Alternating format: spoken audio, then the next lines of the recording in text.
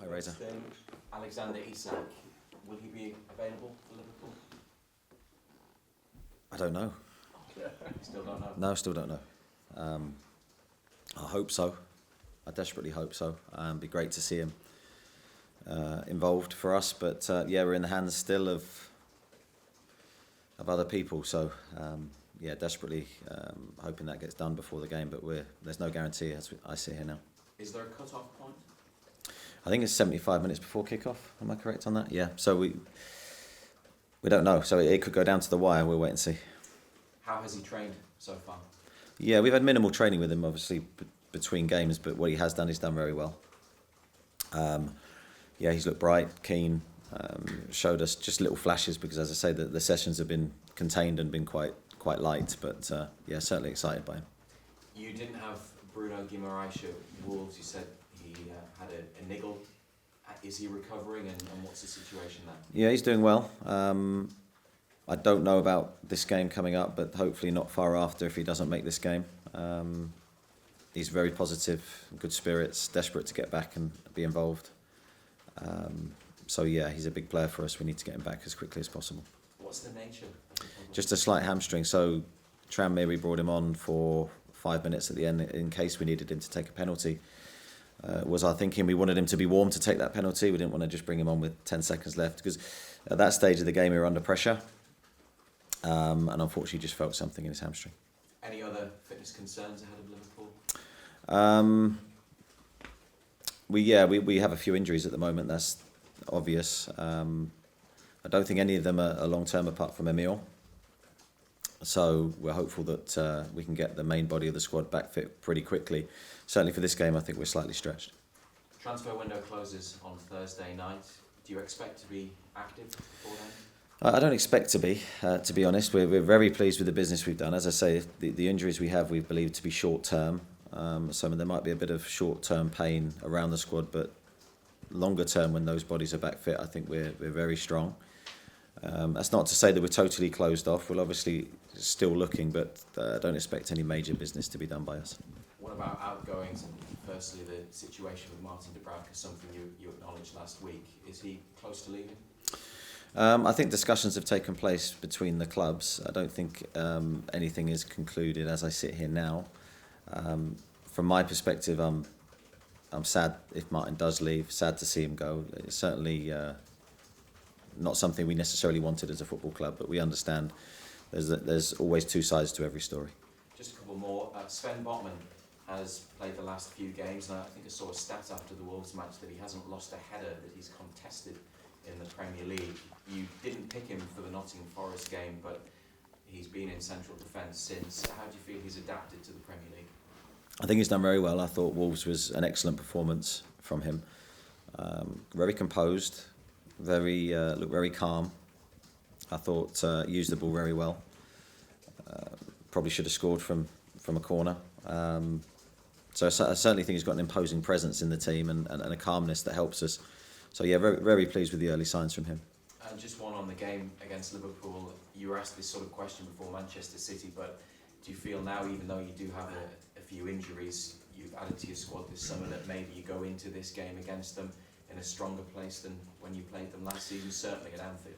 Yeah, I certainly think we're in a stronger place from the game against Liverpool at Anfield last year, where again we were in a difficult position at that moment, and we were just, I think, trying to stay in the game as long as we could. I thought we performed well in the day, but their quality won them the game. I think we're in a stronger place. Yeah, I think the injuries are a concern to us, but I think we're unbeaten. The players are playing in a style of football and a way of playing that I believe they've got confidence in. We'll be extremely tested in this game. It'll be a really good examination of us. But I see no reason why we should go there and give another good account of ourselves and play with no fear. Thanks a lot. Thank you.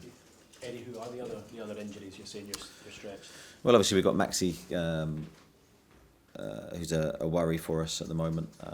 Is that hamstring? Yeah, so that was late in the game off the back of his sprint to try and save the goal. So I think that's about it. Keith? Kieran Trippier, okay? Yeah, he should be fine. Yeah. So that's three, including Callum Wilson, 3 hamstrings there. Is that just a coincidence? Yeah, I think so. It's obviously something we've discussed internally, but I think when you see the effort the players are giving the games and the physical outputs that we're hitting at the moment, they're really, really good levels. I think we've shown we're one of the fittest teams in the league. I think with that comes not a slight cost, but you're putting the players at their maximum levels, or trying to, for the benefit of the team. And at the moment, every 2 or 3 days, you're having to get them to give that. So we certainly need to look at trying to get fresh players onto the pitch, trying to see warning signs on players when they're tired. But ultimately, that's how we want to play, and I think it's how we have to play to be successful. So, yeah, I think there will be injuries, especially during this campaign where the fixture list is so congested. How difficult is that to accept or deal with, I suppose, this early in the season, that you're having to deal with that amount of injuries, even if they are short term? Yeah, I think every team is around the country. You look at the injury lists around the country, I think they're pretty consistent. They're the same, and I don't think we're alone on this. So you look at Liverpool's injury list this season has been long, and I think the teams that play that way, I think naturally there is a slight cost to it, but certainly want to get all our players fit as quickly as possible. Just 10 minutes before you came in the door there, Bournemouth parted company with Scott Parker. I don't know if you'd seen it or not. As a former Bournemouth manager, what do you make of that, given what happened at the weekend to them? Yeah, I just found out when Lee told me on the way here, so I was naturally surprised and disappointed for Scott. It's a difficult one to sort of take in so quickly. Scott did a brilliant job last year in leading the team to promotion and back to the Premier League. But obviously, without knowing what's going on at any other football club, I'd never pass comment, just other than to support Scott. Really. For your team to go there in the back of a 9-0 home win, how difficult is that going to be in terms of the timing? Yeah, I think it changes the dynamic of the game slightly. So I think everyone was talking, Liverpool's start to the season, and then they reply with just an emphatic answer of how good they are, and that there was no doubt in my mind how good they are and how good Jurgen is, and what he's built at that football club over a number of years is incredible. Their mentality again was shown in that game. The fact that they didn't stop, they wanted more. They attacked with real quality, and they're going to be very similar to Manchester City, a really tough examination of every part of our game, which is going to have to be at its very best level, as it was against Manchester City, to get anything from the match. Just finally for me, you were talking about Alex Isak there. Is that unusual for it to take so long to get that many clear? I think I'm not an expert on it, Keith. I've never heard it take that long. Well, yeah, I don't know, but I think the bank holiday maybe didn't help. Right. No problem. Morning, Eddie. Lots of stats flying around about the last time Newcastle United went 4 unbeaten. I won't quiz you when that was, because I know you're not into the quizzes. But when it comes down to the unbeaten run, even though it's so earlier on the season, how much importance do the players attach to the fact that you are still unbeaten? I've not really heard it as something that we've necessarily discussed internally. I think we've just gone from game to game trying to give our best. I asked the players before the Wolves game to empty themselves in terms of physically before that game. I think the trouble when you have a congested fixture list on the horizon, I think you can sometimes play within yourself, and we want to try and every game maximum effort levels, maximum commitment to the game. We want to try and, as I say, we approach every game to win. We want to try and be positive in our approach. So it's a consistent reminders really for the players that that's the team that we want to be. Now we go to Anfield in what is a very difficult game. We're going to need to be smart in our approach. But hopefully the confidence from the unbeaten run can show in our performance. Obviously there's been a lot of hyperbole about Alexander Isak. I've seen him described as a unicorn. I've seen him described as the next Zlatan Ibrahimovic. More importantly, what would you describe him as, having seen him in these early stages of his Newcastle United career? Certainly there'd be no major statement from me on that. I think I see him as a very exciting player. He's got a mix of attributes that will hopefully elevate at us. So the pace, the technical ability. He's a really good dribbler, as I've said before. But also I think he's a team player. I don't think it's about him. I think he'll want to help bring other people into the game as well. And I see someone that has very quietly gone about his business in his time with us so far in a very impressive way. One thing we've noticed about this Newcastle United side and the signings you've made so far, I suppose, now there's something like 7 or 8 Newcastle players over 6 foot, well over 6 foot. Apart from feeling very sorry for Ryan Fraser, What does that kind of say about the way this team is going in the future in terms of the height, the athleticism, the technical ability of these giants really within the team? I think you need a mix of attributes. I don't think you necessarily want to be too reliant on one thing. So yes, we've signed players of size. I think that's so important in this league. You see, every opponent we have will have similar. So I think you need to be able to mix that physically. You also want your technical players and smaller players maybe that can manipulate the ball and have got a low centre of gravity.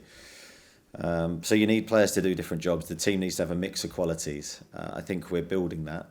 I don't think we're quite there yet in terms of the finished product, but certainly we're on our way. Just on the transfer fronts, on Friday morning when you sat in that exact space, what would you want to be saying to us about the transfer window, would you say? Yeah, I think at this moment in time, I'd be, if the window closed now, I'd be happy. I think we haven't signed huge numbers, but I think that can sometimes be a strength because I think that the dynamic of the group doesn't change too much. But I do think we've signed quality, and I think that's so important in this league. And just finally on Liverpool, I know Mikel Arteta prepared his players by playing "You'll Never Walk Alone" around the training ground. I'm not expecting that to be blasting out around Newcastle United, but how do you prepare your players for what is arguably one of the toughest atmospheres in football at Anfield? We will have our plan. We've prepared our plan. I'm not going to tell you what it is, but I think it's every game is so different. I think Anfield is a very unique test. You're tested in lots of different ways, and you'll never walk alone. And the start of the game, the atmosphere of the stadium is unique to them, and we need to be prepared for it. Thanks, Harry. You said Emil Kraft was out potentially for a bit longer. How much longer, and do you need to bring in cover for him? It's an ACL injury. He'll be out for. He's not been operated on yet, so it's difficult to give you a firm date. But it's going to be around 6 to 9 months. So a long time out for Emil, which is a huge blow to us. At this moment in time, we're not looking to bring anybody in that position. We have Kieran Trippier and Javier Manquillo, so we have good quality and cover in that position. In terms of Liverpool, they're one of these teams who've managed to maintain a certain level for a long time now, 4 or 5 years. How do you think that they've done that, and how can you maybe replicate that here? Well, I think a lot comes down to the manager, to be honest, and his coaching team. They've recruited very, very well over the years. I think you look at their recent transfer windows, I think they've been very successful. They've bought and sold very well.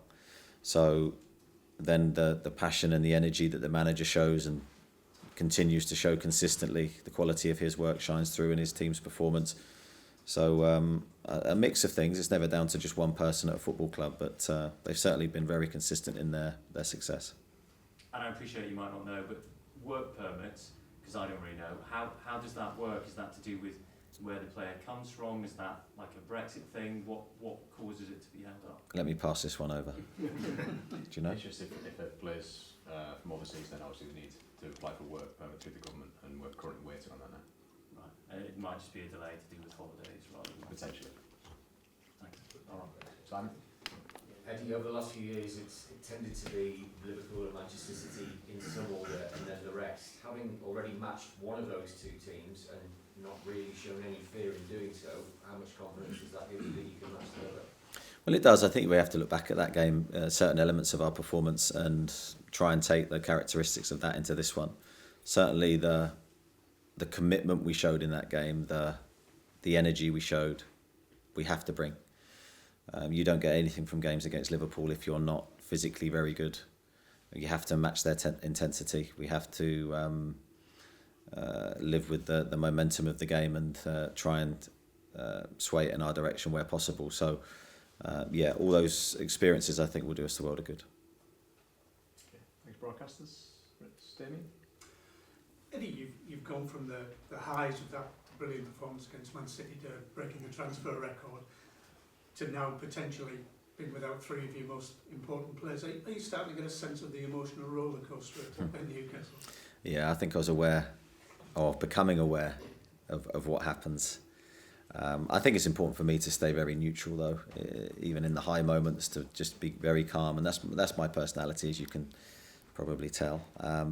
So I try and see it for what it is. There's always going to be tests and moments that are meant to sort of try you, and I think you've just got to try and figure out a plan in return and try and find a way around it. Injuries are naturally part of the process here when you're working hard and trying to build a successful team. Jordan? Do you expect any outgoings before the deadline? No, nothing other than we've discussed here. No. So just on a player like Jamal Lewis, for example, played at Tranmere last week. Is the plan to keep him within the group, or could he potentially benefit from a loan spell? No, Jamal will stay. Okay, Martin? Eddie, how close are the players as a group, and how have you done that? I think they're very close. I think the feeling is very good internally. I think we have very, very good characters in the group. Naturally, when you have a squad of 25 plus players, is every player going to be happy every single day? No. Is every staff member going to be happy every day? No. But I think as long as you have the majority going in the same direction, and you have a clear vision of where you want to take the team, I think the positivity that the majority brings will carry everyone through. So I think we're in a good place. I think that's down to the characters in the group that we have. And was it right that at the start of your reign here, your time here, you kind of opened up and give your life story to the players? Do you think, and they've then been encouraged to do the same, has that kind of unified everybody and brought people together? And why did you do that? I think, yes, I did do that. That's very, how these things get around, I don't know. But yeah, we encourage the players to share their life experiences. We talk quite openly as a group about certain things. I think it's important that we know the person behind the player or the person behind the manager. I think the more we know about each other, the better we can interact with each other, and the more we understand how a player reacts in a certain situation. So we've encouraged that.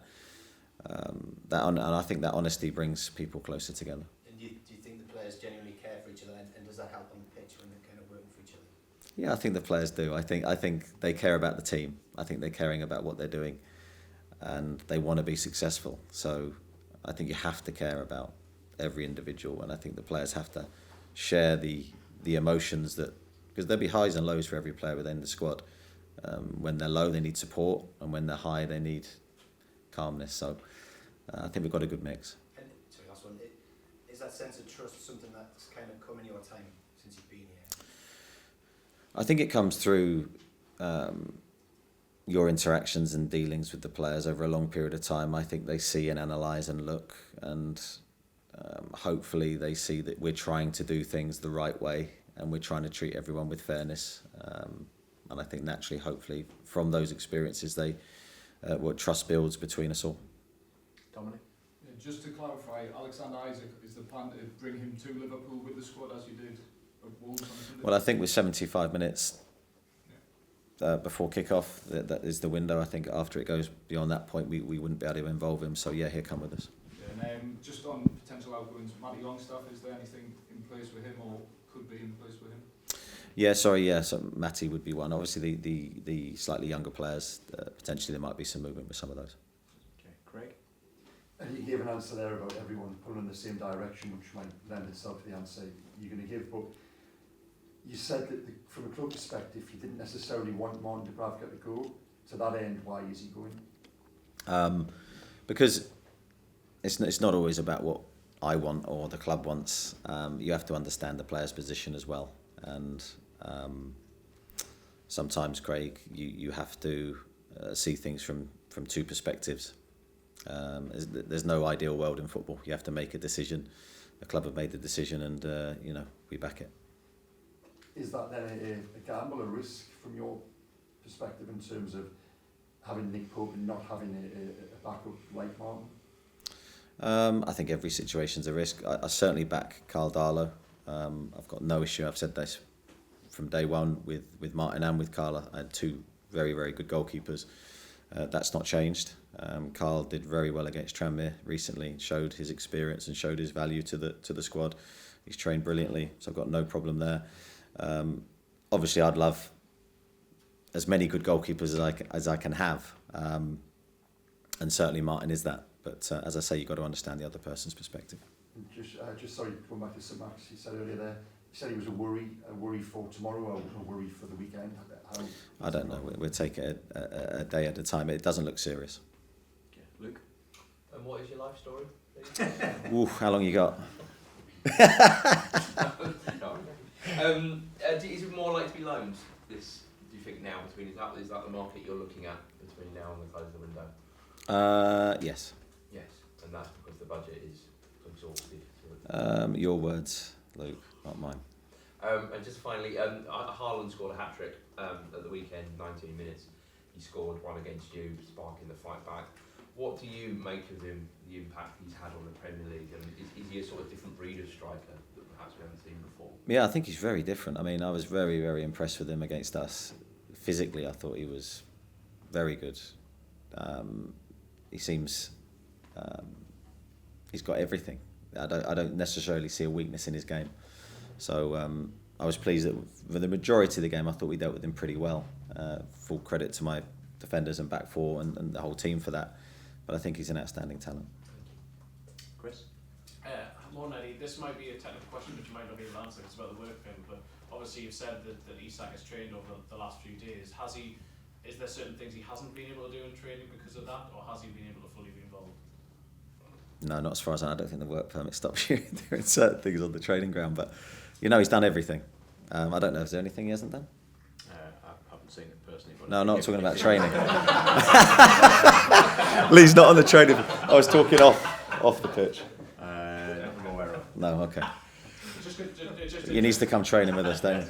Sorry, well, technically his work, and that's what I just thought was a sort of interesting sort of dynamic. But in terms of, so obviously you don't know if he's going to be in the team yet, but has he been training within the team shape to potentially be in it then, or have you had to do different things in that sense? Yeah, no, we were always creative with what we do. So no, he's been doing everything. He's been involved in the team. He needs to get to know how the team plays. I mean, his roles and responsibilities within every aspect of what we do. So we're gradually feeding that into him. Lee Ryder? Eddie, the club's had a history of selling local players in the past. Gaza, Waddle, Beardsley. One young lad that the club let go before you was Bobby Clark. Is there something in place from your point of view as a manager now to stop that sort of thing happening? Because obviously he's just got his Liverpool debut. He's clearly going to be worth a lot of money and a good value to them in the future. Yeah, I think that's a very difficult one because I think up and down the country people are losing players from their academies that they've invested a lot of time and energy into developing, and I think the rules now are it's harder to keep your best players, especially if they see an opportunity that they want to take. So certainly with Bobby's example, I did a little bit of research on it, and we were disappointed to lose him. I think the club fought very hard to try and keep him, but now he has gone. He obviously goes with our best wishes, and we hope he does well. But certainly we hope the experience here is so good and enjoyable for our players and their families that they want to stay long term, and hopefully now they can see the vision of the club and the ambitions of the club are so high that they will want to come on the journey with us. And someone like Elliot Anderson is probably a good example. He's someone you want to keep here for a long time, I guess. You don't want to be selling another young Geordie. No, we don't. I think, as I say, the energy that the club and coaches and everyone takes to develop players. I know I've seen it from behind the scenes. There's a lot of work and hours that goes into that.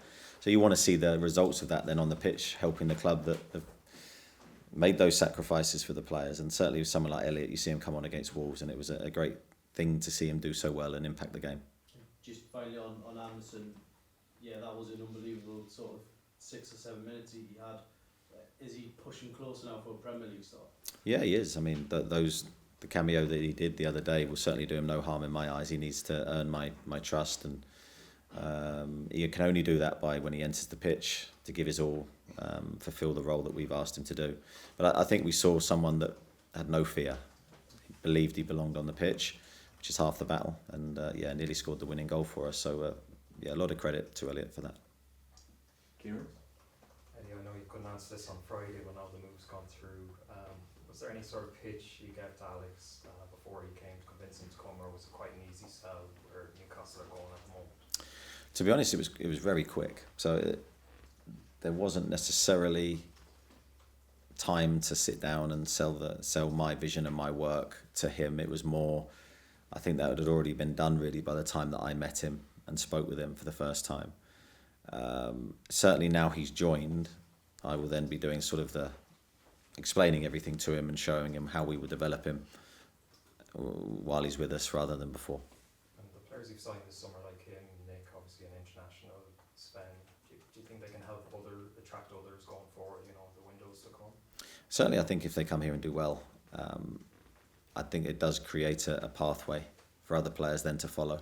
And I think it just highlights the fact that, touch wood, we will develop players and bring out the best in their qualities. I think there's a lot of players around the world that are looking for that opportunity, but also that their careers have a positive influence for coming here. So that's what we're trying to do. Oscar? Andy, when talking about injuries earlier, you spoke about picking up on warning signs. When reviewing the 3 hamstring injuries, do you feel that any warning signs were missed? Trying to think back to that. No, obviously, if there were warning signs or something we felt we could have done to prevent it, we would have done. Yeah. That's not just from me, but that's from the medical side as well. Sometimes these things happen and there's no rhyme or reason to it. It happens.